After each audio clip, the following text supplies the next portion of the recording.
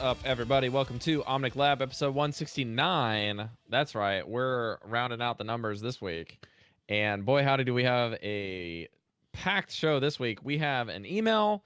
We have some crazy news out in the east of the world affecting the west of the world that we'll be touching on briefly. And also, we're going to be talking this week about setting goals and kind of life and gaming intermixed with each other, kind of a life balance. My name is Rob. I'm coming all the way in from a nice late night on a Tuesday here in Japan, following one of the craziest typhoons we have seen in 60 years of this country. And I'll probably mention that for a little bit here. But joining me, as safe as ever, sitting on the laurels of his Georgia peach, I would say, is his Atlanta penthouse, Andres Gomez. What's up, Andres? I don't know where I was going with that. Don't ask. What's up? It's okay. I'm already used to your crazy introductions over here. I am excited for this episode. I think that coaching a lot of you guys has opened our eyes to a lot of the people who want to improve Overwatch and who they are, and a lot of the people who listen to our show. We've actually found that a lot of you guys have full-time jobs. A lot of you guys have families. Some of you guys are going to school, etc. And I know that sometimes spending a lot of time in Overwatch, it's actually really hard for some of us. So today's episode is going to be catered to you guys. How do we find the time to play Overwatch? And when we do find that time, what's the best way to use it so that we're improving a lot faster?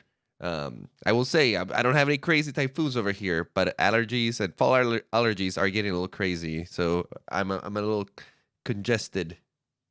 Well, I have to say at the top of the show that I wanna do a quick like apology thing, just because I know that I had a couple people reach out on Twitter and I was like, guys, I'm not in that area of the country. There's no way that this thing could hit me. I'm on the other end. Like, That's good. chances are you see a major city in Japan getting hit by something. I'm not that guy. I'm on the other side. I'm way far west. But after looking at some of the footage, my wife and I didn't know, because again, think about like not really watching television, not having a TV, or if I did have a TV and I did have television, I wouldn't be able to understand anything because it's all in Japanese and I'm still learning.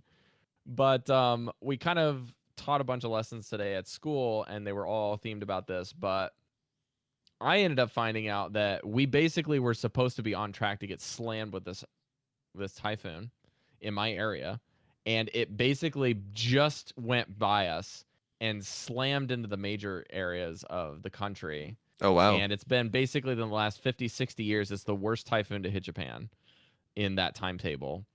There are currently 50 to 60 people dead and 10 to 20 people missing.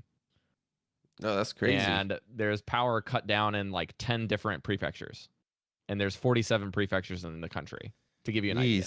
Yeah, that's crazy. It's I mean, nasty. You never think about that over here because we don't have that problem over here. Japan being an island is so susceptible to all these crazy maritime disasters and stuff. So this is the 19th typhoon of this year, and that's not abnormal for us to get that many. That sounds crazy. Most Typhoons of them are minor. And earthquakes, man, Japan sounds like it keeps you on your toes when you're living over there. Yeah, they shut down Shinkansens, which is basically the term that we use for bullet trains. And because one of the Shinkansen tracks was completely covered in water, there's highways completely shut down. There's homes and stuff that got lifted up. There's horrible footage. If you want to search it, just search typhoon number 19. Or I think they used a Filipino word to name this one. It's called like Hagabis. The Haga Beast. Hagabis. Haga Beast. Yeah, this thing is nasty, but I have to say, like, despite all this controversy stuff that's going on that we're going to touch on here in a little bit, this is a big reality check for me. Because, like, I went to the store. It was like super windy. I was like, man, I'm glad that this typhoon's probably not gonna hit us. And a couple days later, finding out people losing their lives. Apparently, there was somebody that was getting rescued. I found out about today. There's an elderly woman getting rescued, and something happened with her harness when she was getting airlifted, and she legit like fell out of the harness and fell down like Oh, that's crazy. couple I don't know how far. I don't want to say too much to sensationalize it with my Western language, but Well, this is she this is definitely how ended up much dying because of it. this is how much Rob loves you. There's a typhoon going around. There's ladies falling off of helicopters, and he's still here, ready to podcast for you guys. We even tried to make this weekend work, but Andres was like, "There's no possible way we can swing it." And then we planned for a Monday recording, and he's like, "Oh crap, I have this thing today. I can't do it." And I was like, "Okay." And also, second apology from me is to a shout out that I deserve.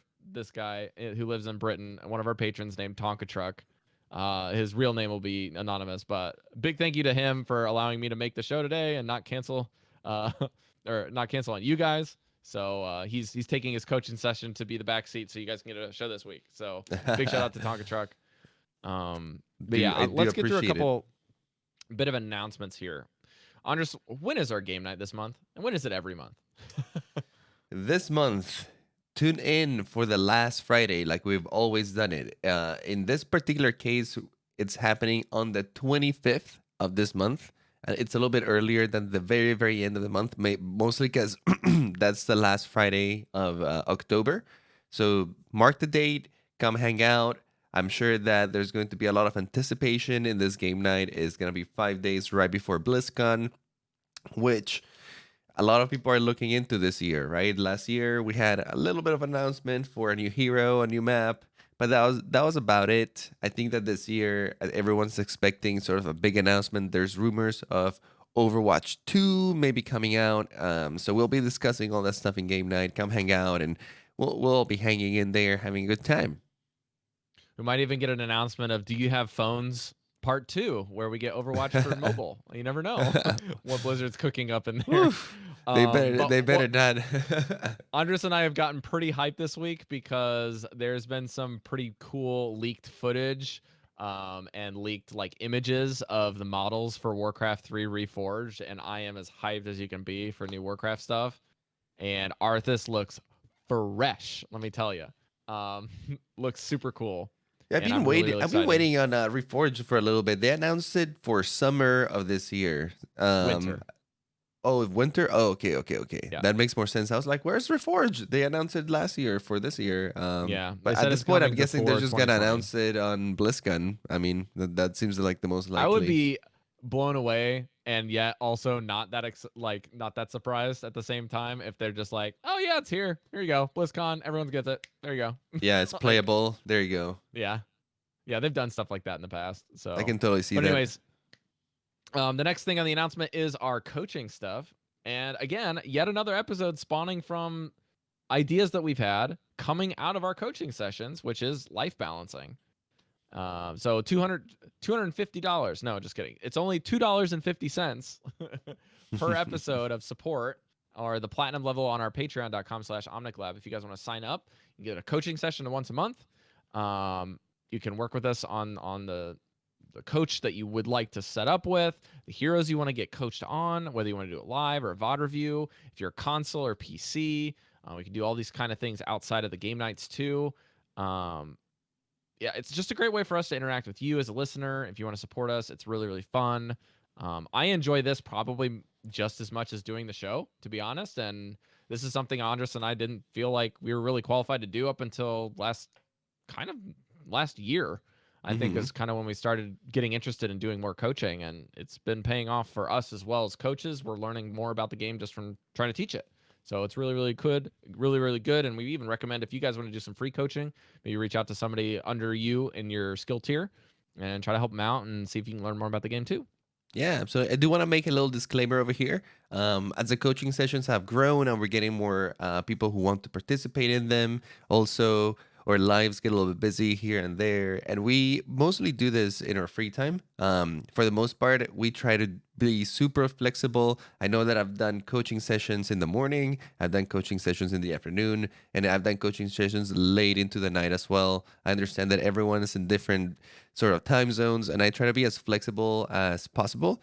Do want to do a little disclaimer over here, and is when you guys reserve a time with us, we we will be there. We will honor that time, and if there's some reason why we can't do it, we will try to let you know as far as in advance as we can. Now, because of this, some weeks get a little bit busier, some weeks a little bit more free, but it's hard for us to keep rescheduling sessions over and over again.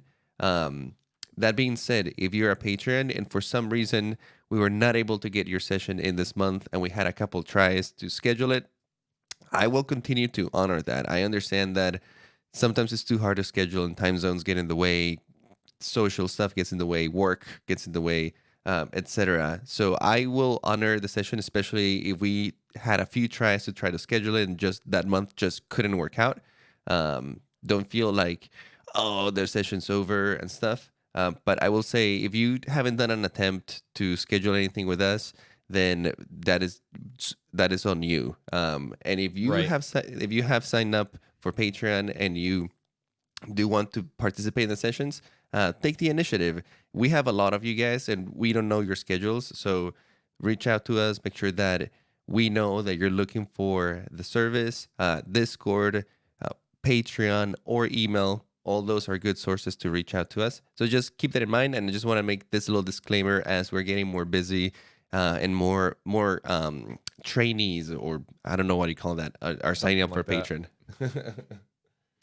All right, just another reminder that we will not be at BlizzCon this year. We've had some previous priorities, stuff that came up in lives. My brother's getting married, so I'm using all of my normal BlizzCon funds to make sure that I have a flight for myself and my wife to go visit my brother in Atlanta, potentially go to lunch with Andres next summer. So it'll be really fun.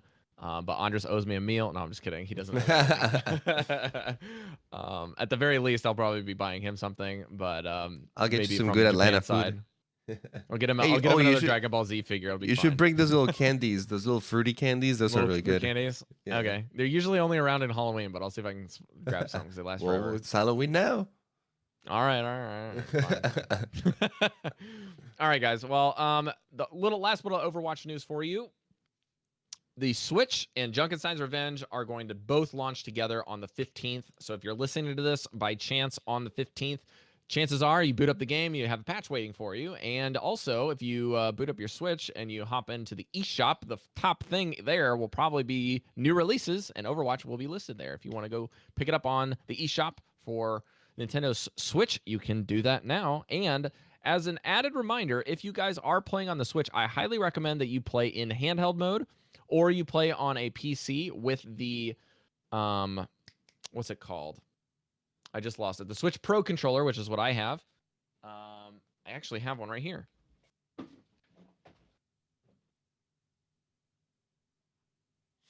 And by right here, I mean there's two GameCube controllers that are bearing it, so I can't show it. But the Switch Pro controller actually is a little bit more responsive, and there are motion controls when you are playing. So if you want to go boot up Lucio and you do some cool wall riding and set up your stuff there, you want to do some crazy flick shots from your Breath of the Wild and then hop on Hanzo with some arrows, you can do that. It feels really cool, and I'm really excited to go test it out. It's I haven't bought it for any other console, and the Switch is the only console I have, so I might even just pick it up. So I did hear about that. I think Stylosa had a whole video about the motion controls on the Switch and how they're integrated into Overwatch. And I say it's a pretty interesting concept. The first person I thought about was Wrecking Ball, for example, because it reminds me of that like Rolling around. old Kirby game that it used to have like the same kind of like motion controls, and you kind of play him like Super he's like a Monkey little. Ball and GameCube. Yeah. Yeah. So there's some examples of that sort of like technology working really well in certain applications. I'm curious to see how it works for Overwatch. I haven't played with it myself, but from what I've heard, it's very responsive and it feels really good. Yeah, that's all. I've only heard good things about it, and if anything, this is just another step closer to possible having crossplay, at least across platforms. So we're hoping that that may be on the horizon. Maybe that's the next announcement at BlizzCon, and this is just a prequel. But You know, we should see. that's one of those things that I'm always like, be careful what you wish for. Is like with Overwatch, crossplay is great, but after you try it, you might find that maybe that's not what you wanted in the first place. I think that sometimes it's good to keep, the console with a console and the and the PC with a PC.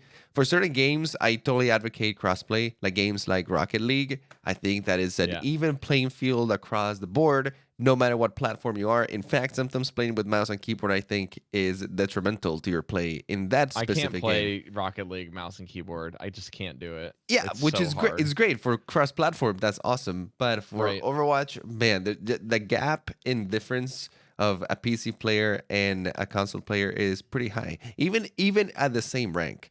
So a little tricky I there. personally just hope that there's crossplay across consoles.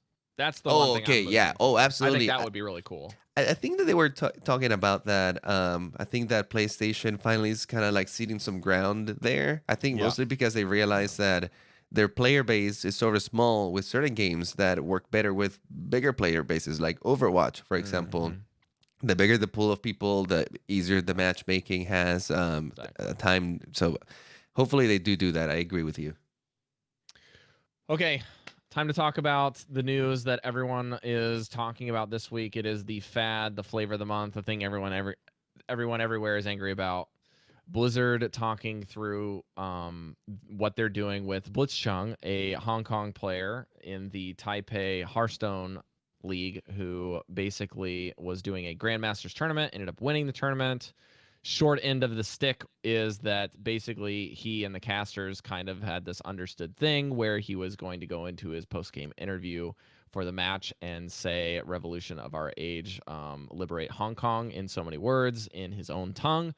Um, in Chinese, I believe, is the language that they're using for the interview. I don't think it was Cantonese, but I'm pretty sure it was Chinese. And basically, Blizzard issued a very harsh punishment saying that they were firing both of the casters because they were kind of encouraging this moment. They were going to ban Blitzchung from all events for 12 months. They were also going to take all of his prize money, and they were disqualifying him from the Grandmasters tournament. And there was an outrageous amount of backlash from the community about this particular issue because of free speech, kind of Western values being portrayed in this kind of moment where he Or was not trying to being speak out. represented, not being represented in this particular case. Yeah. Hmm. Versus the kind of whole multi-decade slash 30 plus years of kind of control that China has had over Hong Kong and Taipei and all of these things, where there's any number of issues that maybe you guys may or may not be aware of, but like there's stuff like if they participate in any esports, you can't fly the Hong Kong flag, or the Taipei flag, or rather, and they have to be listed as Chinese Taipei or something along those lines, the Republic of China instead of Hong Kong. Um, there's all kinds of things like this, and people are like also upset that companies, organizations, people are just bowing the knee to China as a country, as a political org, to just get away with whatever they want because they have, 3 to 4 billion people and they're trying to issue a lot of control and talking about the pride of the country. So, what I've done is I have listed a video from a very good World of Warcraft creator duo and husband and wife pair named Taliesin and Eveltel. And they have put together a nice 20-minute video about this entire thing that I felt really encapsulated the whole issue and provided a good amount of feedback as to a typical Western response and Western opinion on this.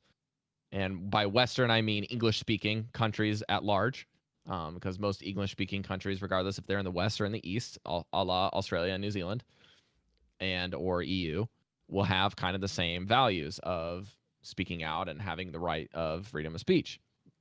Whereas more Eastern values are more of kind of the unification of the country and the more or less the suppression of people's voices for the sake of the group. Um, so, anyways, I've put that in there and I highly recommend you watch it. I've also linked the video from slasher that was on Yahoo Finance that I highly recommend, because one of the financiers on there at the very end of the video, near the 4 to 5 minute area, talked about how can any company that is world or global in mind try to appease everyone when you have different cultures in different areas of the world, with all of these social and cultural and language barriers that are diametrically opposed to one another, get along for any number of amount of time. And so that's something there that you can check out. And then there's also, I haven't got a chance to put it in our show notes right now, but by the time you are listening to this, you will see it. J. Allen Brack's official press release of the reissuance of the new news of the new order of business, what they're going to be doing with this. Basically, they lessened the suspension to 6 months for both the casters and Blitzchung, and then they also are, in the sake of fairness for him winning the event, are giving him back his prize money and not disqualifying him from that. So Yeah, that's kind of the skinny of it. it's a crazy set of events. I think that everybody who is part of the Blizzard community has probably heard some sort of news about this. It's a huge debacle. Rob and I are not gonna pretend like we are geopolitical experts and go into an in-depth discussion about this, because we really are not. And to be honest, as long as we can stay away from politics and keep the show just centered on learning the game, the better for us. Because again, we're not politicians over here. But I think that this topic was just at the forefront of everyone's mind, and I do think that it's important to talk about it. And as gamers, I think this is one of the first like real encounters with such a like a clash of cultures, right? Of two political systems where we try to have been trying to coexist for a while now, are sort of clashing together, and the values of a lot of people are kind of being tested over here. And I agree with the people who are making their voices heard. I think that is very important for us to sort of put that pressure from this side of the world to represent those values. And more importantly, to let maybe that other side of the world, like, hey, this is sometimes not the way to do things. But like Rob said, it's a very tricky situation, even for Blizzard. There's a ton of good people in that company that are wanting to do the best thing, but it is very delicate, and I can see why they're really struggling with trying to contain this or trying to actually find a good solution. Because at the end of the day, you alienate one side of the world or you alienate the other, and you have people on both sides, right? Blizzard has as many employees here as they do over there. They have a huge fan base over there as well, and they are an American company. But at the end of the day, asking them to choose in that manner is sort of unrealistic, I think. But I do think that voices should be heard. I do think that, or discontent for not representing the values that we stand for should be said, and the pressure should be mounted on them. But at the end of the day, I think this is a larger symptom, right? This is a symptom of the world becoming more globalized, of certain cultures having to sort of give and take, because we're becoming more of a one society, right? Where and video games are like that channeler. Is one of the most like global industries in the entire world. You have a common ground for people in China and Russia and the United States and Europe and Australia. Everyone Mm-hmm. from all over the world connected for one reason. So it makes sense why friction is sort of starting through these channels. And it's not like this hasn't been going on for a while, folks. Like, if we were to sit here and pretend like this wasn't a friction or a hot button issue for the last 30 years, it would probably be pretty ignorant of us to kind of assume that, because this is just, it's a little bit easier to access now that the internet just continues to be easier to use. More people are using it better. People are having access to stuff faster, that type of thing. So just keep that in mind. And I will say that there are some people in the Hearthstone scene, if you're not engaged in that type of content, the top casters and other employees that are kind of in the esports circuit, names that you should be aware of is Brian Kibler has put together a very well thought out post, a well issued statement against Blizzard speaking out. And the same has been said for Sottle, Sottle, who is also a caster who is sticking around in the same respect, having his own thoughts and his own ideas. And then That's Admirable is another person who kind of is on the other end of the spectrum, very against this whole move. If you want to go check that out, highly recommend you check them out. They're also very interconnected with other people in the scene and people sharing their thoughts and whatnot in the situation. Um, but I think it says something about Omnic Lab for us. We're bringing this up because this is what people are talking about. This is an important issue. But we're also saying that in the same breath of this being an important issue, to say that if we were to sit here and focus on Blizzard for the purpose of our show in a negative way, we realize that this is not Overwatch strategy. This is not putting you into a light where you're getting better at the game and you signed up for it and you're taking a week off of that because this is just the flavor of the month. Andres and I want to make sure that we're still committed to talking about Overwatch at least a little bit in every stretch, whether it's an interview with somebody that does voice acting about somebody in Overwatch. It's still relatively on topic. We understand that's still different, but we don't want to bring in the geopolitical situation of the world because we're not Yeah, we're not a geopoliticians. politics podcast, but I'm we not do even agree. a international expert on culture just because I live in Japan. You know Yeah, what I mean? Like that not at all. doesn't work. So yeah, we And just I've wanted to been bring it in up. these. We just wanted to mention the issue, but yeah, we don't want to spend too much time talking about it. We're here for Overwatch strategy. So we provided all these resources. Go check them out. Feel free to ask us about our opinions, and we'll be probably likely to tell you. Just we're not going to use the rest of the airtime for that. That's kind of our big point here. If you want to know the opinion, we can probably give it to you. All right. That being said, let's move on to the topic that we want to discuss, which is balancing life and gaming, as well as kind of your goals in Overwatch. Those are the three things at play here. So Andres and I kind of talked about this weekend when we were trying to think about what we were going to plan for this coming week because we knew there was going to be Junkensteins on the horizon. So Andres, let's start with goals because this is the easiest, most tangible thing for us to talk about. We talk about this all the time. Let's put a super practical spin on it. What are your goals for yourself in the game right now? Like, what are your goals? I think that when we're starting the discussion about life and gaming, when you're trying to find a balance, you're trying to find that time to improve, right? Is very important, and probably the most important thing of all is to set yourself a goal. And we're not saying like, oh, my goal is to play 3 hours every day. No, no, no. I'm talking about a more tangible goal. I'm talking about a goal that you can picture in your head. Why do you want to improve at Overwatch? Is it because you want to be equally good as some friends that you already play with and you want to be playing with them at their level? Is it because you're a young college student and you're looking for a future in esports, so you want to keep developing the skill and look for opportunities there? Maybe you are a father of a family and at this point you have a career, you're not trying to go pro. Overwatch is just your competitive outlet and you simply want to improve at it for your own satisfaction because you want to be able to come back after work and have some amazing plays, relieve some stress. And even though you're not trying to go pro, you still want to achieve a certain rank because that will bring you some personal satisfaction. That's the type of goal that I'm talking about. And you have to be sort of realistic with yourself, right? If you are in school or you have a full time job, is it realistic for you to think, okay, I'm going to become top 500 and grind 13 hours a day until a organization notices me and picks me up or something like that? That might not be a realistic goal, right?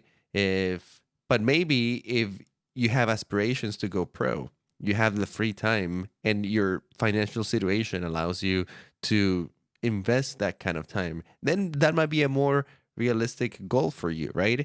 And it's important to set it to yourself because if you don't, then the in between stuff sort of falls through the cracks, right? You might find yourself spending time on stuff in the game that doesn't necessarily drive you towards that goal. Sometimes the goal in Overwatch can simply be having fun, right? I only want to jump into Overwatch because I love the characters, I love the lore. I'm not trying to break into super high elo. I'm not super competitive. I just want to have a good time. That is a realistic goal too. And but with everything, you have to measure yourself, right? If your goal is to just have fun and fool around for an hour or two every other day with your friends, maybe achieving masters might be even super hard for you at that point. Maybe achieving something like silver or gold might be a more realistic goal, and you shouldn't be disappointed to be around those ranks. That just means that those are the people who are playing around your level, and you honestly would have more fun playing with them than if you force yourself to play against super hardcore people where you feel like you can't even move before you're dead, right? What do you think, Rob?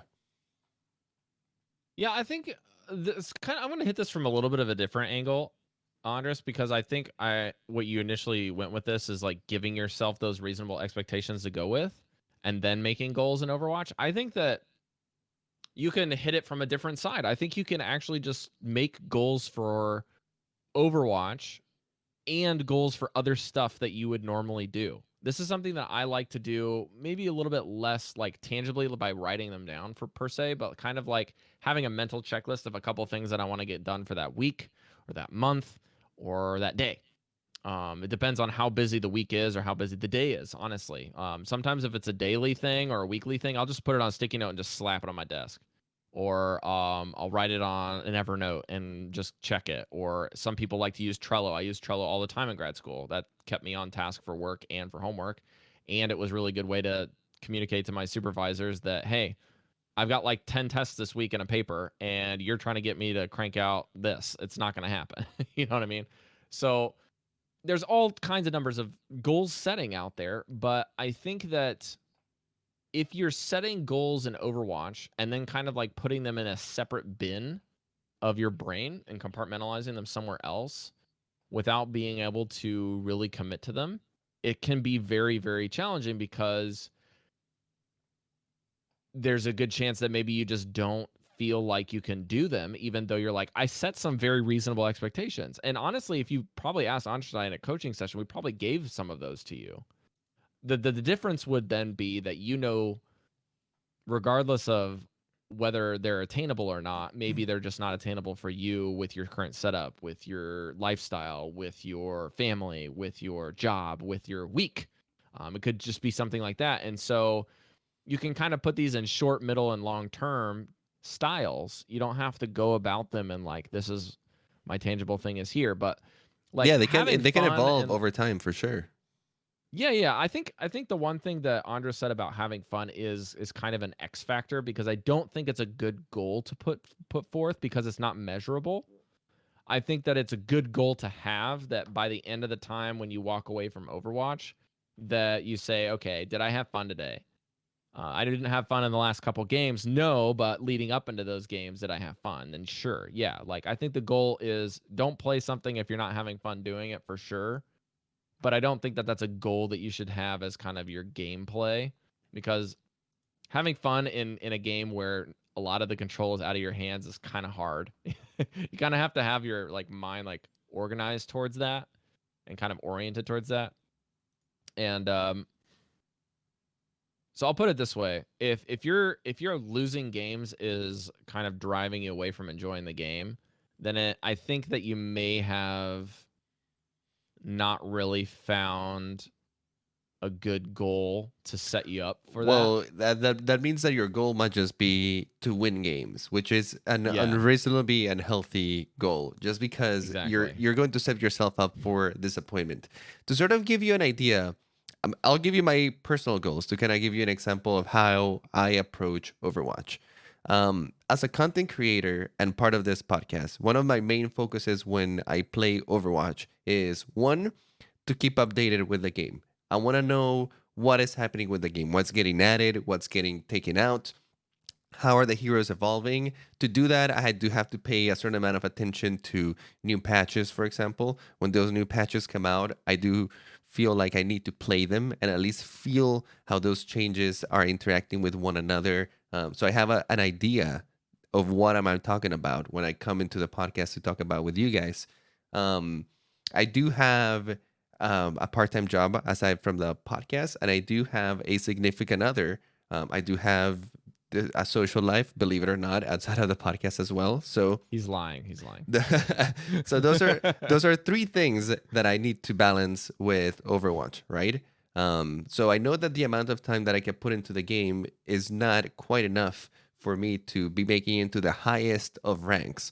But instead, because I know that, I try to focus my time on keeping some of my other skills sharp, right? I'm constantly looking at guides like IO Stuck's channel. I'm looking at what some coaches are saying. I'm looking at what other pro players are saying as well. I try to keep informed into the best ways to play Overwatch so I can keep those skills sharp.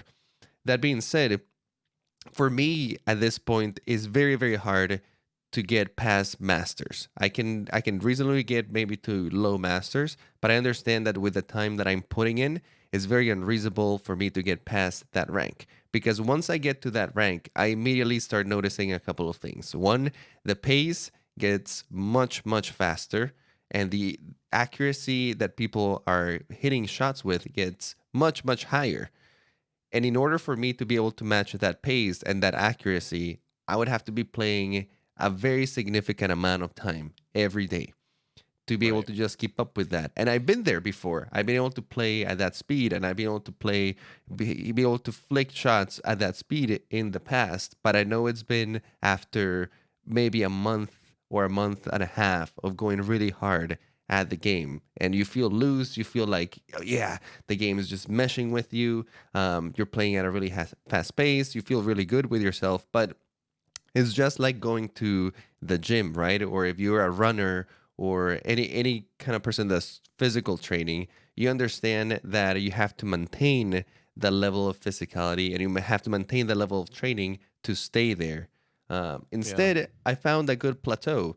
I think Diamond right now is a rank that makes a lot of sense for me. It's a rank that I get to utilize a lot of the other things that I've learned, like movement, like pathing, predicting, and I am able to punish a lot of those little mistakes that people start making, let's say in platinum or low diamond, where I'm not relying on like super hardcore mechanics to keep me at that rank. I honestly make my job a little bit easier, and instead of trying to take crazy shots, I'm more looking for mistakes or out of position people, right? And sort of try to punish those.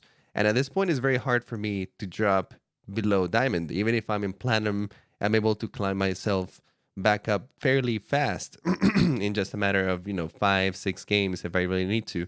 Um, but I've sort of understood, hey, this is where I've plateaued. This is where my theoretical skills can take me, but without further practice or more daily grind, it's very hard for me to sort of like break that plateau because everyone else who's Mhm. playing at those ranks is playing just a little bit more. So that's sort of how I see the goals for me in Overwatch. I do try to stay as sharp as I can without neglecting the other sides of my life in order for me to have a compelling podcast and a compelling story to bring you guys every day. And that's a very mature goal, I would say, in Overwatch.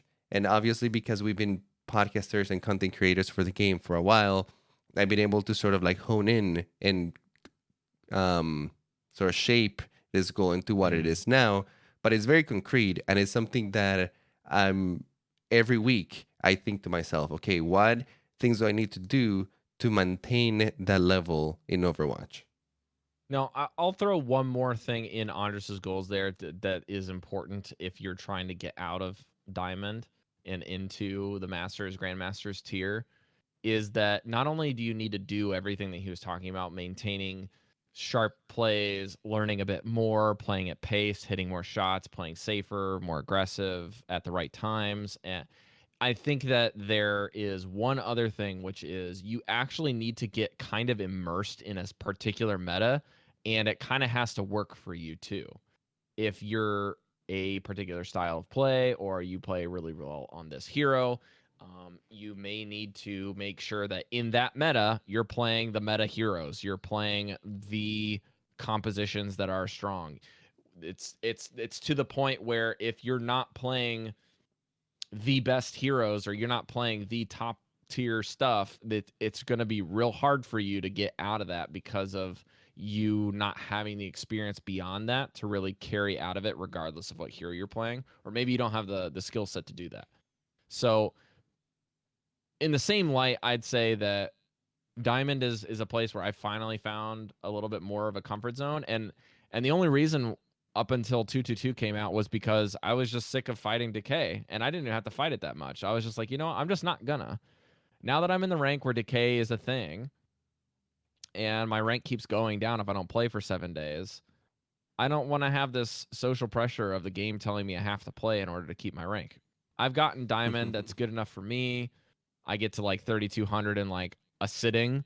Like it doesn't take that long. I just queue up as 6 with Andres and Deathblow and a couple friends, and we'll just face roll a couple games, and that's it. Like that's my session for or the get week. face rolled, either Or one. get face rolled and lose It 100 could rank. go It either doesn't way. really You don't matter. know. Yeah, like we earn points as fast as we lose them. So at this stage in my career, it doesn't even matter. Like Andres and I both will place in Diamond for all of 3 of the roles, at most time. And if we don't, like Andres was telling me in the pre-show this week, he's like, I don't know what the system was doing with your support. He's like, I placed it like 2,800. He's like, I just played like 5 games and I was back at Diamond again. It's like even the MMR doesn't even always know. You just have to put in the time to go do it. You know what I mean? So we can both play the game at Diamond at pretty much any role. Maybe not every hero, but every role in some stretch or another in different metas. But for me, my goals right now are a little bit outside of Overwatch. I'm trying to kind of experiment with a lot of other different things, and I've pushed back a lot on different stuff in order so that I can start looking for more opportunities to find another job outside of the one that I have coming off in about 2 years. This job that I currently have is going to be gone, and I'll have to get something else if I want to stay in the country. And it's going to be pretty tough, but I'm not sure. So a lot of my goals are outside of the game, frankly. And the other thing is, there's a lot of good stuff out there, and I don't want to feel like Overwatch is the only thing that I can play. And that's been a hard realization for me as a content creator over the course of the last 3 years playing Hearthstone and Overwatch. I've stopped podcasting for Hearthstone because I didn't play the game and I didn't like it, and I still don't like it.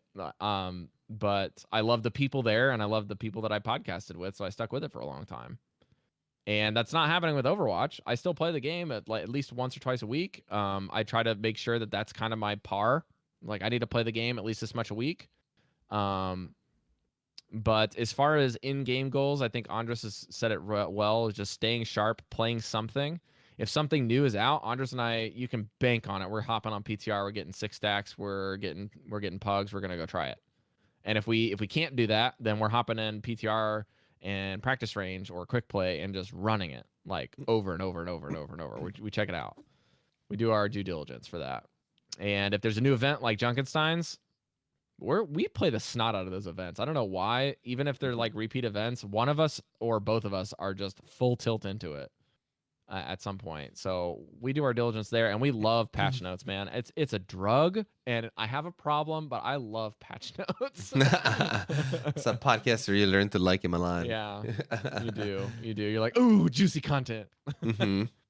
No, absolutely. And again, it's up to you guys what goals you're setting for yourself, but it is important to kind of like put yourself into perspective and like what are you trying to get out of the game. And half of the time frustrations can be mitigated by having those goals, right? If myself over here wasn't being realistic, I would be smashing myself against the desk, asking myself, why can't I get past masters, right? Why can't I get GM? But the reality is that I'm not putting in the time and the effort to get into GM. For me to put that time and effort to get there would means that I have to give up a lot of other things in my life. And right now, I don't want to give up those things in my life, right? I want to find a good balance, and that's what this episode is all about. Now, if you want to go pro, that's a whole different story, and you have to find a different type of balance there, right? Where Now, Overwatch might be the center of your universe. I want to mention something here on goals before we move on outside of this is that when you are setting goals or when you are doing something to get better at the game, you have to look at a list of kind of tangibles and intangibles here, because getting better is kind of like focusing up on a couple things in this game, saying, okay, my goal for this month, my goal for this year, my goal for this week, whatever it may be, is to select a hero or two heroes in every role that I'm just not going to play anything outside of those things. I'm just going to do that. And if you can commit to that for a month or whatever, or how many hours that you can put into the game, that's a good goal to put in, because now you're removing variables. You're playing to your outs on those things. You're playing just those things and practicing them, putting the reps in that you can as much as you can during that time period. And on top of that, a little word of encouragement is that for some people, you will need to commit more hours than other people to get a certain goal than they did. It happened to me. I am now potentially in the same arena of skill bracket where my co-host is at, but it took me about 2 years to get to where he's at. Andres was able to put in the time. He was able to just, overall, he's a little bit better than I am at just learning games quicker. And I still think Andres is better at Overwatch than I am, but don't tell him that. Okay? But that's like, it's just one of those things where sometimes you have to concede that in order to get somewhere, you may have to work harder than other people. It's the same principle. Not everyone can be Michael Jordan, right? Not everyone can be that level of pro. Sometimes you got to be somebody else. You got to be a different position. You got to play a different position much worse. You got to be the high school all-star that blows out their knee and doesn't ever play the game at the top level again. I mean, there's all kinds of stuff like that, but Yeah, you have to well, be mindful for your improvement. now that you're talking about that, that does bring us into mindful improvement, and that's kind of the next topic we wanted to discuss over here. Because I agree, like what you said is very real. I think that some people have to spend more time in certain parts of the game than other people have to spend, and that is not because that person is naturally better. No, that just means that the background of that other person might have prepared him for that sort of skill a little bit better, right? Like first person shooters have been going around for a long time. Video games have been going around for a long time. And sometimes when you meet people that are incredibly good at video games, right? Like you're like the Fran, for example, if you look at their gaming history, you quickly realize that this person has been doing this sort of skill and has been developing this sort of skill for a while now. And sure, there is natural talent to an extent, but I think that has to be more with your attributes, with your personality, what you're attracted to, that naturally makes you gravitate to those things in your life. So you pick up those skills a lot faster than other people in your life because you're spending time naturally on them. In Overwatch, there's a ton of those players. We have players that are coming out from Team Fortress 2. They're coming from Counter Strike, from Quake, games that have been going around for years, where they've been already working on skills like movement, pathing, cursor placement. These things are not just exclusive to Overwatch. But that being said, I do have some good news for you. And it's not that you have to put in 40 hours every week in order to get somebody or in order to get somewhere. No, not at all. In fact, sometimes you can do it in sort of like sprints rather than having to play a whole marathon of hours in a month.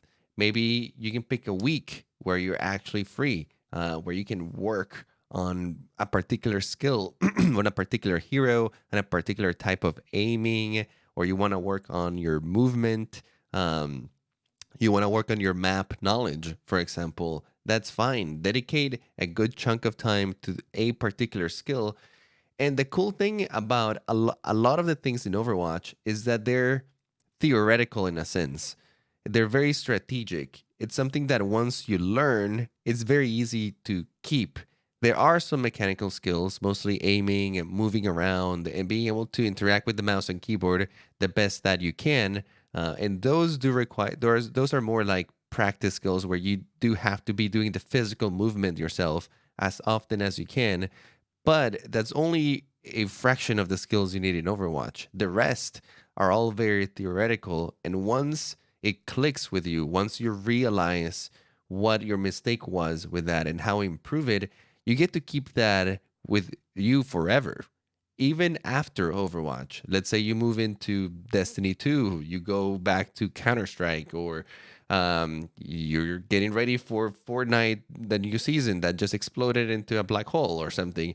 You can take all these skills with you, or vice versa. If you're playing another first-person shooter, you can bring those into Overwatch. In fact, is why some people can pick up the game so fast, is because they already have developed these skills. And some of them are the ones that I, for example, rely to keep me at the rank that I'm at, right? Sometimes I'm not even relying on my raw aim or my insane mechanics, because honestly, I don't have any of those. I can hit my shots fairly decently, but for the most part, I think that is my ability to read the enemy, to sort of understand what is happening in the game and keep my teammates in mind and being in the right positions. That is what really keeps me and my rank. And those are hard to take away from me, right? Even if I haven't been playing the game for a few weeks, I still have those. I might have to like shake him off and get the raw stuff of my mechanics to really make him shine. But you get to keep those no matter what. Yeah, I tend to agree, and I think further than that, like if you're gonna be playing anything to help you, I think that what Andres said about sprints is probably the most important. And if you're gonna dedicate time to Overwatch, it's definitely the same principle as if you're trying to learn any skill. It's better to do something as a habit for a short amount of time every day, or 5 days out of 7 in a week, than to sit down and play for an entire day. It's so much better for you to do that, because building habits for short amounts of time throughout the day means that when you sit down to do that thing, regardless of how long it is, after you've set up the habit, the muscles start obeying you. You know what I mean? Like they start like following up on what you've built into them day after day. And building habits is a very strange and powerful thing, both in your mentality and in your muscle structure and how your body works. So just from a scientific standpoint, it's better for you to learn that skill to do it day by day than by doing it in a 10-hour sitting for just grinding. It definitely is. And I'm glad you brought that up, because I was actually reading an article about this that I found super interesting. Um, it was about reflexes. Everybody has natural reflexes, right? For Right. example, when a ball is flying at your face and you look up and you see that ball, you don't really think to yourself, hey, there's a ball flying to my face. Maybe I should duck out of the way. No, you just duck out of the way immediately after you see that, or you at least you close your eyes and you move your head away. It's just natural, right? It's what we call a reflex, an instinctive thing where your body will move without you necessarily like consciously telling it to move. And you have some of these are natural, right? Like when the doctor hits your knee with a hammer and it like jumps, that's a natural reflex. But it turns out that if you do a repeated action for long enough, you create a neural pathway in your brain that can sort of mimic reflexes a bit. That every time you're put into that situation, your body is able to react almost at reflex speed without you having to think about it too much. And this has a huge impact in Overwatch, because in fact, it's how a lot of pro players can make some of the most insane shots that they've ever done in their life. And it's not I necessarily mean, because they are just that insane at reaction speed, but is they develop some of their reactions to be almost reflexive, so that when they see the cue in Overwatch, whether it be visual or audio or anything else, their body will react instinctively and do what they want to do almost by itself. yeah, I've been doing actually some coaching once or twice a week with the soccer guys at my junior high school that I'm at now. That's the closest to my house of the 4 schools that I teach at.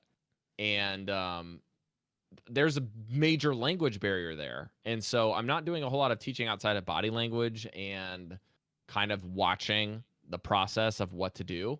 But with a lot of drills, when you're doing things in an athletic event or an athletic sport, especially with soccer and goalkeeping, everything is about building a good warm up for your goalkeepers and building a warm up that also can transition into game or a warm up that can transition into game like scenarios.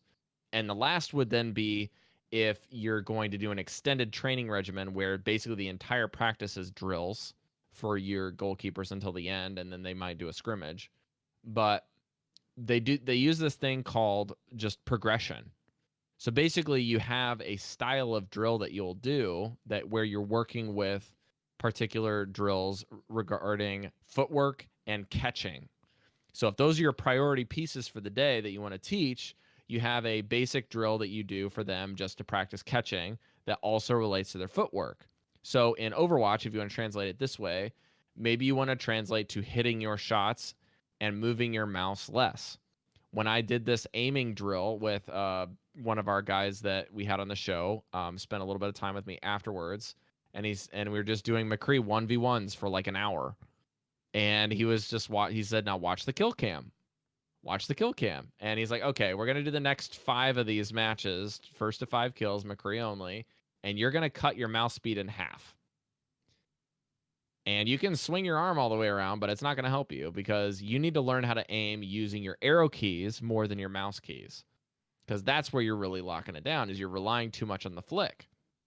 And what happened was, he's right. I was doing that, and I wasn't relying on hard cover. There's all these other things I'm positioning, and he was still sweeping the floor with me, but I was picking up a couple kills here and there because I'm playing against a GM player at like low diamond upper plat. And it was really, really helpful. So there's all these kind of training regimens that you can do. But in Overwatch, a lot of that is just going to translate to if you're in bronze to gold and you're trying to get over that hump, the one thing that Andres and I have found, again, over and over and over again, is that people aren't playing the game consistent enough day by day rather than anything else. Like, you can honestly play day by day and commit super terrible bad habits that you'll get in drag all the way into platinum. But It's honestly, they true. don't really matter that much. You can still get there. Yeah, as long as you're putting in time and stuff, yeah, sure, you can Yeah. get to platinum with bad habits, but eventually those bad habits are going to start costing you, and you'll eventually realize, and that's part of the part of improving. Mm-hmm. As you improve, better players will sort of call out your bad habits in a sort of way because they're bad for a reason, right? I'll give you 2 examples of bad habits that I had to correct. When I was first playing Overwatch, I had this tendency with McCree to flick towards my target, hit it, and then flick away from my target. And in my mind, I think I was trying to recenter my crosshair, so my crosshair would be in a more neutral position, so I could fire at a more general location. And then when I assume my target, I would flick towards them. But I started building this bad habit where I flick towards them, and then I would flick back away from them to kind of recenter my cursor. But it's a terrible habit to have, especially trying to focus firing in somebody, because then the amount of adjustment that you have to do to your aim is almost doubled, right? Um, so I had to go into kind of a custom game mode after I eventually realized that I was doing this and it was detrimental.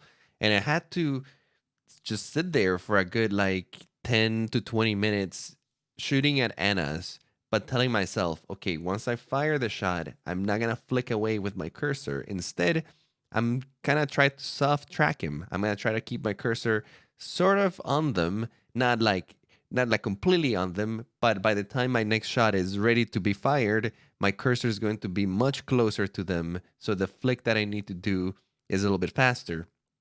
I noticed that this was happening with my Widowmaker too. With her, cursor placement means a lot, right? Because when you're zoomed in, you're very static. You can't move very fast, and your aim or your peripheral vision gets obscured a little bit. So you don't want to be scoped in for very long at any point of the battle. So instead, what you want to do is when you're ready to scope in, you want to place your cursor as close to your target as you think they're gonna be. And once you're zoomed in, you can do sort of a micro adjustment to flick towards them and get the shot that you need. I found that my cursor placement was being a little bit too static. I would place my cursor where my target was, but I wouldn't move it until I was zoomed in. And then once I was zoomed in, I would sometimes have to end up doing a huge flick to adjust to my target. Instead, I sort of tried doing the same thing. I sort of soft track my target to follow them with a cursor as much as I can, predict sort of when they're going to end up when I'm zooming in. And by the time I'm zoomed in, the shot is much easier because I only have to maybe do a small adjustment. And I know this is a little bit in depth. And if you're not trying to practice hit scan or Widowmaker, this might not even be something that you are as worried about. But I was trying to improve at my hit scan. And those were the sort of drills that I eventually started noticing and I would put time into, right? I wouldn't play with friends. I wouldn't jump into competitive by myself. I would jump into sometimes custom games or like a 6v6 Widowmaker or something like that, where it was just that hero and I could concentrate on only that skill until it sort of clicked and I was able to refine it a little bit. And there's probably a lot of places where I can refine my skills still that I can keep improving and stuff. But that's sort of the soft skills you're trying to improve on. And that's what we refer to as mindful improving. Try to be aware what is the problem that you're trying to improve at. I'll give one example for support before we move on. And that is in my Ana play, there was two main things that I was worried about that kind of overlap. And the first one was I didn't fully grasp that every time that I was dying, it was a joint effort between me and my team. And so if I was going to die, it was going to be I was going to make sure that I would just resent the fact that it's not my team's fault. Every time I die, it's my fault. Even if it is my team's fault that I'm dead and I'm in this position, I'm going to blame myself and then I'm going to make sure that it's not my fault, or at least do my best to do it. And say, well, if I would have landed that shot, or oh, if I didn't miss my sleep dart, or if I would have saved my sleep dart, I wouldn't be dead right now, or that type of thing. Or if I would have saved my heal, if I could have communicated better, then I could have had my other support with me. If I was more aware of this particular fight and how it was playing out, I could have seen that they were baiting us in and baiting me to get closer to my tank so that the Doomfist could just punch through it and kill me, that type of thing. So that was one major thing I had to practice, and that's not something you can do in the practice range. That's just something that you mentally have to check into. It's literally like you got to check into the hotel of it's my fault when I die, and you have to stay there. You can't leave. Okay? But And it's really hard to swallow that. yeah, but that change of mentality can have like tremendous repercussions in your gameplay because now that you're realizing, okay, this is not on my team to keep me alive, it's on myself to keep me alive. You start looking at your tools, you start looking at the way that you move a lot differently. And it was really interesting because what happened was for a long time, I would say probably the next 50 to 100 games, in ranked and game nights and whatnot, I would be losing games because I wasn't playing aggressive enough, or I didn't have my resources for team fights because I was saving them to survive. And so I built up this other habit of not really understanding much of the macro game and saving my tools to save myself. And so what I realized was, okay, there is a balance here where I need to just go hyper aggressive when we have an opportunity, or burning certain resources just to get a chance at the opportunity that they could present. Or rather saying, if I die here and we take two people, or if I die here and we kill their support and then another person, and we're coming up on a numbers game, or maybe if I play super risky here, we could have an opportunity of killing five and just playing more aggressive and be risky, then I'm going to take it. Because then it comes to, okay, if I'm reserved to knowing that if I do this, it could result in my death. That's the first barrier of entry. The second barrier of entry is, do you say yes? Do you check yes or do you check no? Because sometimes you got to check yes into saying, okay, if I die here, it's my fault, but I'm going to commit to it. Then you're making a second decision. And these two mental barriers just had me for so long because I was just getting continually frustrated that I was dying. When in reality, you play Ana, you play Zen long enough, you die a lot. But you need to die less is the hard part. is like dying less doesn't necessarily mean you don't die. If you don't die, that's great because sometimes that means your risk management, your positioning kind of backs you up. But I think that if you're doing these things, it's really helpful. And those are just some mental examples. And if I want to give a practical example for kind of skill challenge stuff I mean, for I Anna, think those were pretty good actually because you had the mental ones and I had the mechanical ones. yeah, It's a good I compliment there. definitely just scoped too much with her for a long time. I just sat in scope because I have my internet. And I was like, you know Hmm. what? I just need to land projectile shots. And that's something that I worked on. All right, so let's get into flexibility and self care. I think those are the last two things on our list here. Flexibility means you're willing to kind of change your goals as life comes at you fast. Like you can adjust, you can make your goals different, you can change them, you can talk to other people. Being flexible also means asking for help. It means getting a coach, whether that be us or some free friend of yours that you just want to go play with. That means ranking up by yourself in solo queue isn't always the best for everyone. You're for the sake of my sanity, I stopped playing with even duos and trios that I didn't know well. I was like, I'm only gonna play with these people that I know and I'm comfortable with playing. Sorry. Hmm. you know. I will say one thing about flexibility and self care, and it's that sometimes you can get this false sense of urgency of I need to improve, right? Everyone around me is improving, and I just gotta improve too. And the thing about it is there's so many opportunities for you to do this, and Overwatch is a game that lasts for a very long time. I'm sure that they will keep running Overwatch in 10 years from now. If it's not the same Overwatch, maybe Overwatch 2 or 3 or whatever it is, but it's one of those franchises that will be there for a while. And first person shooters are probably going to be there for even longer.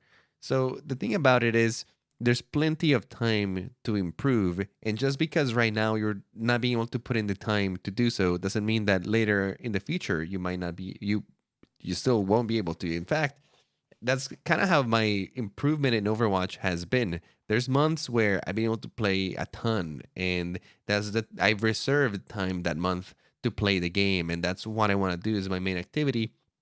Some other times, other parts of my life might get a little bit busy, and I know that Overwatch might have to take a back seat. And in those months, I'm not expecting much of an improvement. I'm more in a maintenance period, right? Where I'm just trying to play at least barely enough that I can keep up some of my skills and they don't deteriorate too much. But then I'm looking forward to maybe the next month or so where I can put back in some time again. And sometimes that ebb and flow works for some people.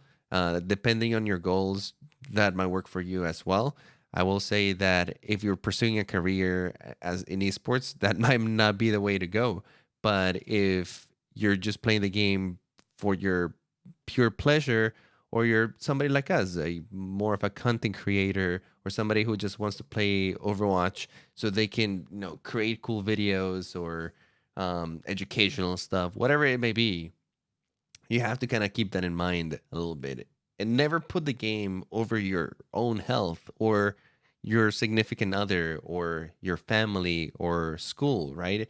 It's very important that you still keep that balance. And there's a lot of other things going on in your life that is equally as important and is more important for you to find the time in between those events and those other people to fit in Overwatch. Sometimes even being realistic with them. I had to have a talk with my significant other because obviously when the game first came out, I was playing it a ton, and that did cause some friction. Where it's like, I wish you would spend some time with me too. And we had to have that conversation where it's like, okay, listen, I really want to improve at this game. I had to sit down with her and told her, hey, this is a game I want to put a lot of time and effort into it. It's a game that I want to make content out of. And in order for me to do this, I am going to have to put in some time here that I'm not going to be able to spend with you. Fortunately, she's very understanding. She knows my passion for video games. And just having that open conversation with her was enough for her to be like, I understand this. And she knows that every so often or every 3 hours a week, I'm just spending on Overwatch, and that is what I'm doing. And you might have to have those conversations with some of the people in your life, whether it be your significant other or your parents, or I don't know, maybe your best Your friends, kids. right? Yeah, or yeah, your kids. Hopefully, you're not having that conversation too often with your kids, but yeah, indeed. Yeah, like if you got kids out there, you're married, this becomes a completely different ball game for you because it's no longer a conversation with them. It's more of, is this your free time that you're dedicating to this? Because sometimes when you're playing stuff and you get into ranked games, people, events, things don't wait for you. It's just going to have time continuing. And it's a matter of, are you going to commit to it? And it's not even that. I think it goes back to kind of using Overwatch as an escape or using Overwatch as a kind of an entitlement thing. Or like, do you need this rank to feel fulfilled in your life? Because there's a good chance that you probably don't need to get X rank to be fulfilled. I think that it certainly help give you an ego boost for a while. But if I've learned anything, it's like every time I've gone up and ranked the next tier, it doesn't last long. It's like, okay, I want the next one. Okay, I want the next one. I want the Yep. next 100 SR, man. Give it to me on the silver platter right now. I earned Yep. it. It doesn't really end. It's the same reason why people keep going to the Super Bowl and they're like, "Oh, I've got like 5 Super Bowl rings and I got to get the next one or I'm not good enough." I don't know. This is just me making jabs at people that like American football cuz I can't stand it anymore. But that's why I'm in this country, I guess. I don't know. uh but like if you're playing Overwatch and you have self-care on the dinner plate is kind of like telling you need to eat. um I would highly recommend just talking with people that are your friends. If you don't have friends, maybe that's a big hint, that all of your Overwatch friends are probably not the only friends you should be having. Self-care is really really good. um Making friends with other people, getting into social situations where you can meet new people, going to new places, getting to know your family better. Maybe self care for some people is going to talk to a health professional, whether mental or physical. Um, I'm not really an expert on those things, but I definitely like to point people to them if they can get access to them. I know that mental health professionals have kind of saved pretty much the two most close people to me in my entire life, which is my wife and my brother. And mental health has been a huge part of my life and direct contact with both of them. And so I'd highly recommend it because it's worked really well. And sometimes medicine is the answer, I have to say. Yeah, and honestly, if you're getting to a point where Overwatch is affecting your mental health, you're constantly finding yourself angry or kind of disappointed or any of those kind of like self-degrading feelings, it might be a good time to take a little break from Overwatch because at the end of the day, it's not worth your own personal health to be putting time into a game if it's impacting you in a negative way. In fact, if you're getting those feelings, sometimes it might be more detrimental for you to keep playing the game. You might end up resenting the game. You end up resenting some of the people that are playing with you, and that's just never a good time, right? It's important for you to be realistic. And if the game is getting you to a point where it's upsetting you a lot, you should be looking at maybe some previous stuff, right? Like what are your goals for the game? Are you focusing maybe on the wrong stuff that might be making you getting disappointed? For example, you want to win every single game. And I know that that is an unrealistic goal and not a lot of people are setting themselves up for it, but whether they realize it or not, they're sort of like gauging themselves like that, where even if they lose one game, they will lose it, right? They'll be like, I can't stand this. They'll yell at their teammates, they will get really angry. And it's a matter of perspective, right? Why is that making you so angry? Why is there so much emphasis into winning that particular game? Because at the end of the day, winning just a single game in Overwatch, it's probably not gonna get you that much in life, right? Aside from It's not going to feeling, even get you that much SR in the grand scheme of things. yeah, yeah, exactly. So you really have to kind of take a step back sometimes when if it's affecting you that much and try to find that reason. Maybe you're setting yourself unrealistic goals. Maybe um, you are not putting the time and practice into the right skills, so you sort of keep bashing yourself against the same mistakes, and Mm, that can get very repetitive and very um, and what's the word that I'm looking for? Burn you out really fast. yeah. I know that to kind of maybe even encapsulate this a little bit, Andres and I have kind of like, I think collectively over the course of this last year in particular, we've actually been able to pick up more games than just Overwatch. I think as a large portion, like we both played Classic for a long time. I'm still kind of potentially on my way out, but I know Andres has got Kristen into it, so he's kind of got the double ropes going around his Oh, we're neck still here. playing a little bit, but yeah, we slowed down Yeah. a little bit too. I know that I've got back into Destiny. I got some good friends that were previous contacts with Overwatch that are full tilt into it. I've really been enjoying learning their system in Destiny. They just revamped their competitive system, so I've been trying to learn that. I know Andres has jumped back on the Apex bandwagon. Oh yeah, I've Apex been doing a is lot of battle Apex. royales for me is just not that enjoyable, but I do like Apex. So if I have people that'll play with me and they want me to come, then I'll go play. But it's just it feels really good to kind of jump into a new system and kind of like try to apply some things with Overwatch, especially.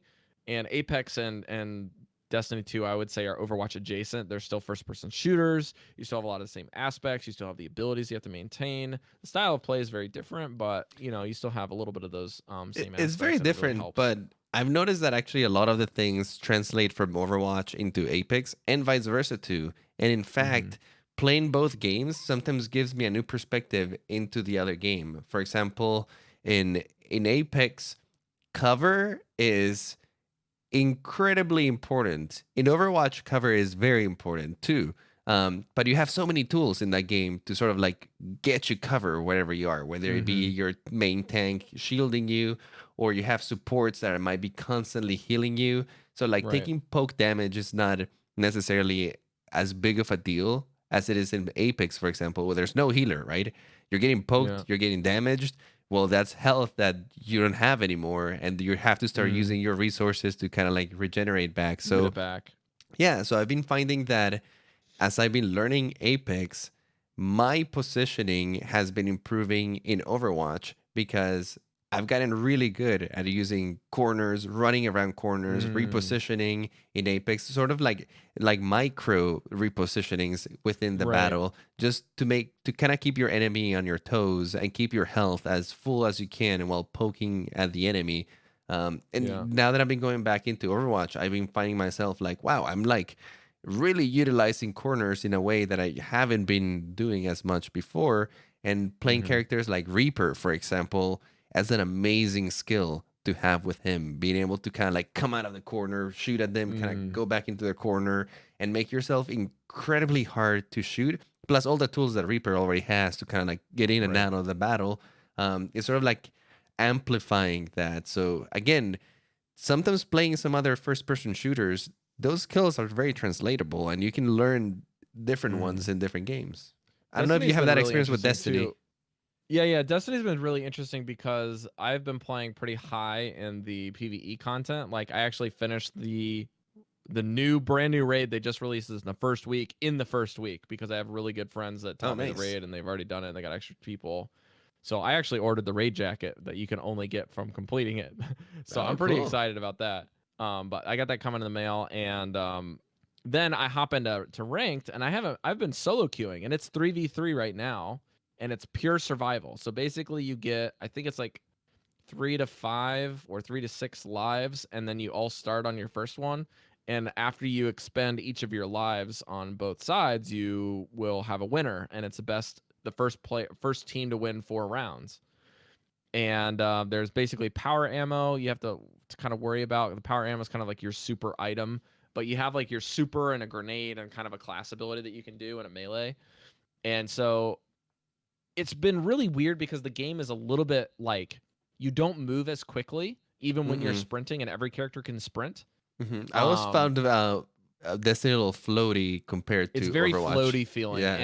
and like you do have like this weird thing where sliding is actually more efficient and safer than jumping, because jumping is that floaty and you don't Mm-hmm. really have a whole lot of quick redirects, and it's so exposing when you jump that like there'll be times in the game where I'm like, okay, I'm just gonna do the rest of this game. I'm not gonna jump even one I time. don't. A mind space bar. And like if you don't like, I've had games where I just completely clutched out games by not jumping because I'm at the elo where it's kind of like that gold, silver, or upper gold, low plat zone where people are just like jumping to get aggressive kills and they don't get punished. And it's like, well, if I just sit on my laurels and wait for them to make the jump, I can do this. And I've actually been improving in my Widowmaker game by playing Destiny because the cover is so unforgiving. It's like if somebody's like sitting there, they will do the whole set piece where they're setting their crosshair waiting for you to pop out a lot of Mm-hmm. the time because the game is a little bit slower pace. Despite the pacing being slower, the time to kill is about the same. Like you can die in an instant. Mm-hmm. So it's it's very much more or sorry, it's got a higher position oriented game when you start getting higher up. And then if you're playing in PvE, like everything is trying to kill you in every direction. So you've got to be super careful with your health because you can't really heal And your outside of position. playing a warlock, and your position matters a lot. And if you're playing with 5 other people in a raid, that's like really stressful. We spent like over 50 to 60% of our time on the final boss, and I was getting yelled at a lot because I was the only 2 people in the group, one of the only 2 people in the group that had never done it before, and I hadn't watched a single video, so they were not very happy with me. But That's funny. yeah, But it no, was still yeah, fun. It I was I translatable. I definitely think that sometimes playing other first person shooters with a different sort of mechanics and the way you interact with everything else will highlight other very important mechanics of first person shooters. And like we've said, they're very translatable, a lot of them. I would say that the mechanical skills themselves are the things that are not as translatable because each game sort of interacts a little bit differently. And yeah, you can Yeah. adjust your sensitivities to kind of like make all your games sort of match, which I recommend actually, is what I try to do so that my sensitivity in Overwatch is not thrown off if I'm playing a lot of Apex, for example.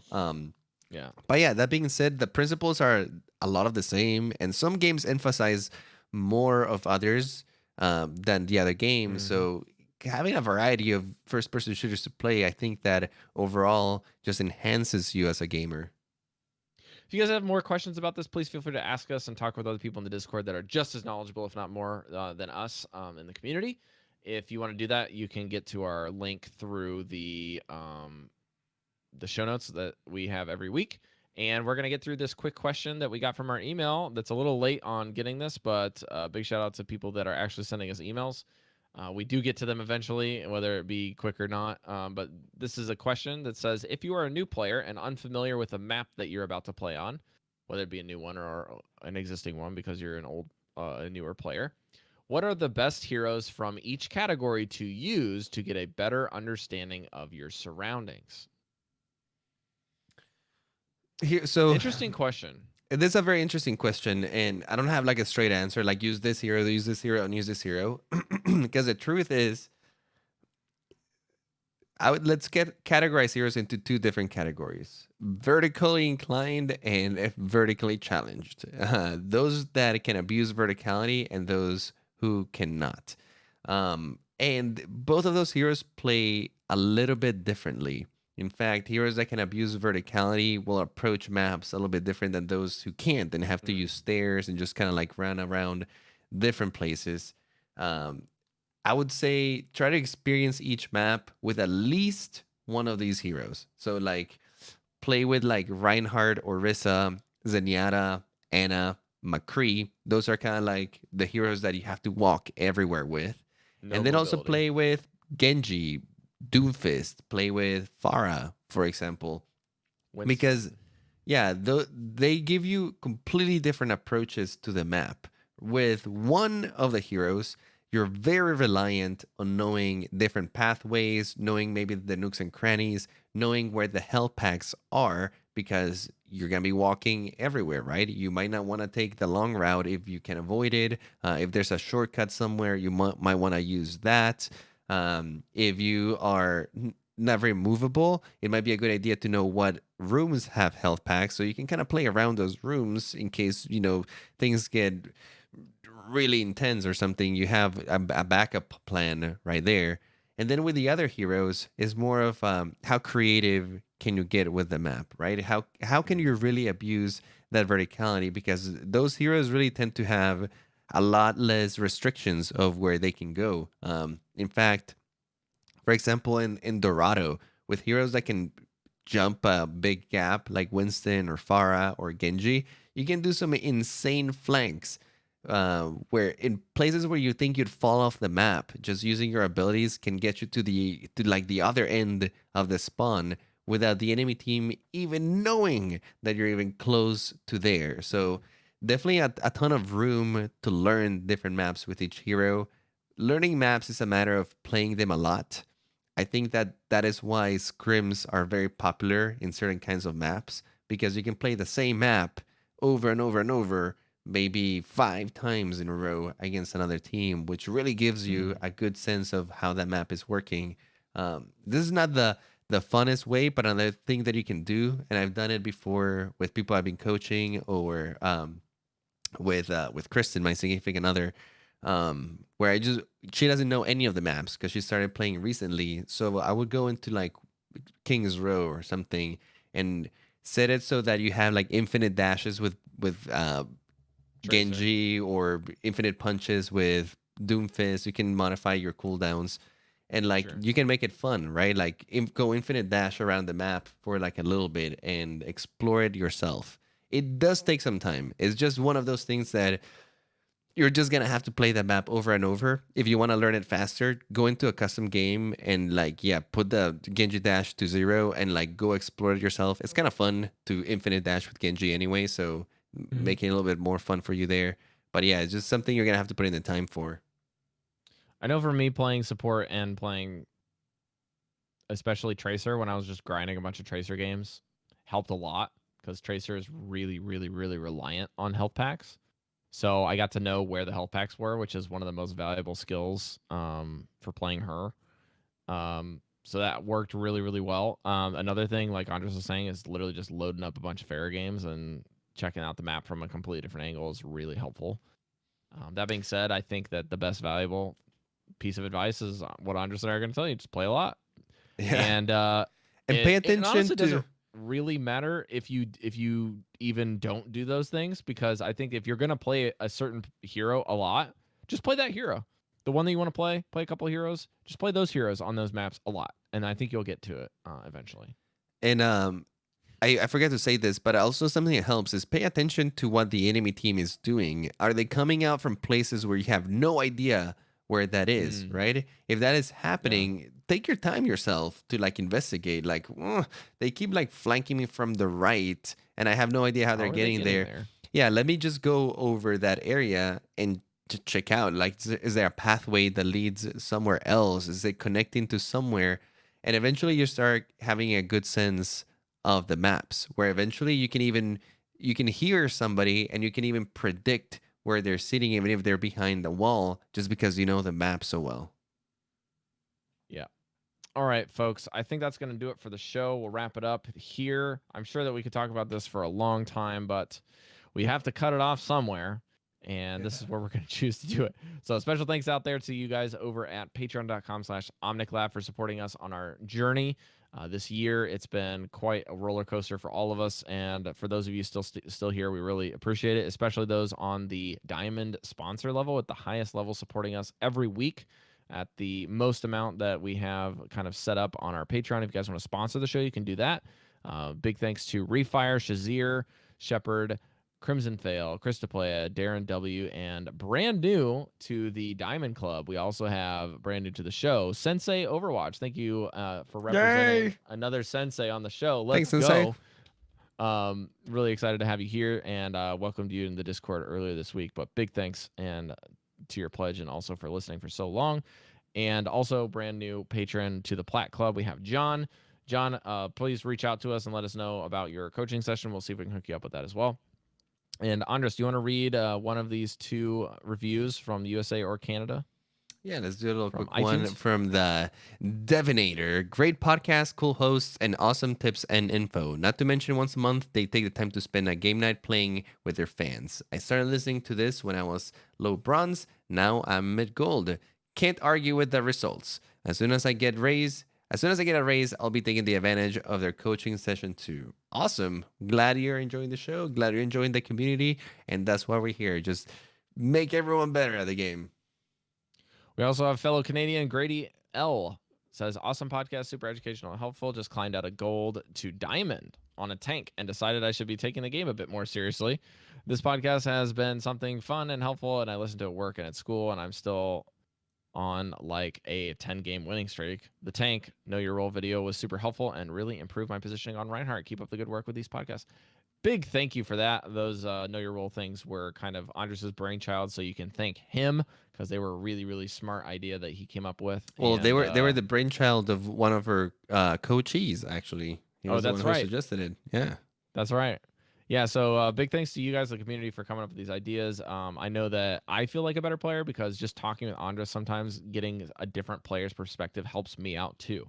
So I benefit from the show just as much for producing it as helping you guys out. So thank you guys for the iTunes reviews. You guys want to do that too? iTunes reviews are great because they help search results. They help people find us on iTunes. They help us find other things that maybe you don't like about the show, if you want to put those in there. And they also help our self-esteem if you leave 5 stars. So if you want to do that, you can, and bring a smile to our face. But that's going to do it for episode 169. If you guys want to find the show, please head over to omniclab.com/links. We're on Twitch. We have affiliate status. If you want to send us a sub, we have a YouTube. You can go to our Patreon, all that jazz. You can even email us and join the community today at the Discord. I will always have a link in the description for you. Andres, that's going to do it for the show. Where can we find you? If you want to find me, you can do so over on Twitter at iPlayGames. You spell that IPLAI Games. If you want to find me, I'll be playing Junkenstein's Revenge this week, and I'll be on Twitter talking about it at NotRob, and on Instagram with NotRob as well. I'm going to hopefully be posting some new pictures soon, just some outdated photos on Instagram from just crazy events in Japan. But please send some love over to Japan if you could. I know that the natural disasters here is pretty rough on a lot of friends and family of some of my students and some of my coworkers. So if you could do your research and due diligence of what's going on in the world, it would be a big help to us. Maybe look up some supports. I know there's some great charities going on that our school's been doing as well. And if I find some links, I will send them to you. Thank you guys again. Don't be a lab rat. Be a scientist. We'll see you guys next week. And don't let Junkenstein's Revenge hit you.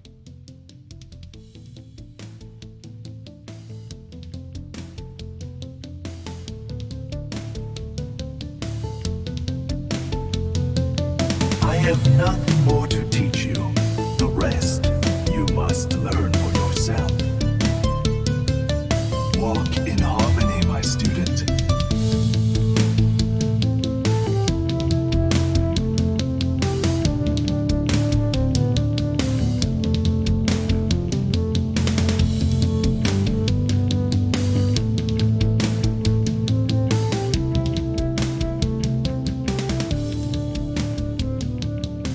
Shout out to Jazir for being the best viewer Jazz. ever.